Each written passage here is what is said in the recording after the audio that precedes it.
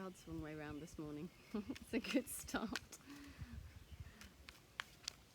Good morning, everyone. Let's see what the cards have got to say to us today. How's everyone feeling? There seems to be an air of anticipation at the moment, I think. Things happening, things stirring, and things starting to show up as well. And I know, I don't know how many of you are feeling that there's just a lot of feeling of potential at the moment. Yeah, there is a lot of potential in the air. Look at that. The King of Pentacles. Look at how much fruit he has. He's bearing so much fruit. Look at all those grapes. And it's kind of like grapevines. They take a long time to come to fruition, and they take a lot of care and attention and mastery even. So where are you sort of cultivating something within you that might take time to provide its fruits, but it seems like this is what's in the air at the moment. Really taking care of your financial situation, taking care of finances, and sitting in knowing that that's coming in for you, kind of aligning with that feeling of richness. And of course it doesn't have to be just money. Pentacles is anything in this earthly plane. So for you it could be a relationship starting to come in for you, or you're feeling about how good that would feel. King of Pentacles, beautiful start this morning.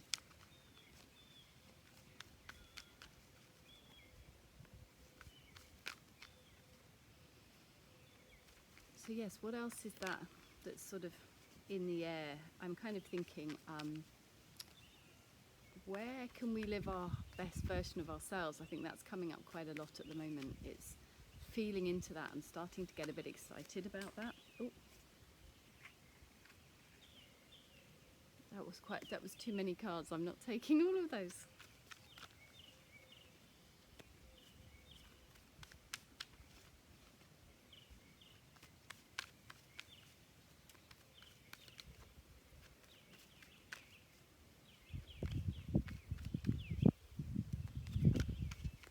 Cards aren't talking at the moment, so maybe I'll just carry on talking about our king. So the king has gone all the way through the pentacles.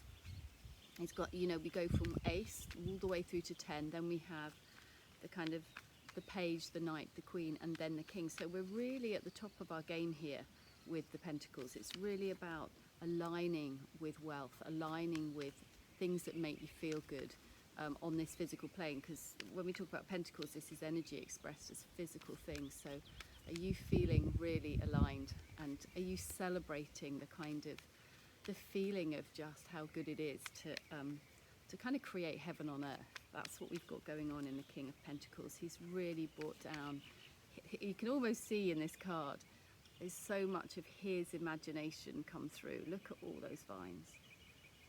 So what would it look like for you? This card is sort of saying, what would it look like for you if all of this came in? And are you feeling it now? Are you kind of appreciating everything you've built in the world that you see around you? Ooh. Yeah, aligning with wealth. Here we have it again. This is aligning with wealth. This person here he's like a king again. We've kind of got that kind of feeling here. This king is really got money on his mind. We've got that kind of sense that he's almost, I mean, this card is actually sort of taking us to another stage with it. He's kind of saying there's a lot of financial stability. Are you building financial stability at the moment with this four? Four is very much about a grounded energy. And yet this card is also asking you to think, if we've got the King of Pentacles going on, if we've got this and we have the Four, then are you kind of holding on a bit too tightly to those ideas of wealth? Are you holding on too tightly to this material realm? Is there more to life? Because you see in both of these cards, the city is way beyond him. It's way behind him. It sort of left him slightly isolated from those around him maybe. So maybe you're feeling that a bit at the moment. or maybe you're worried that by having too much wealth, it might separate you from people in some way.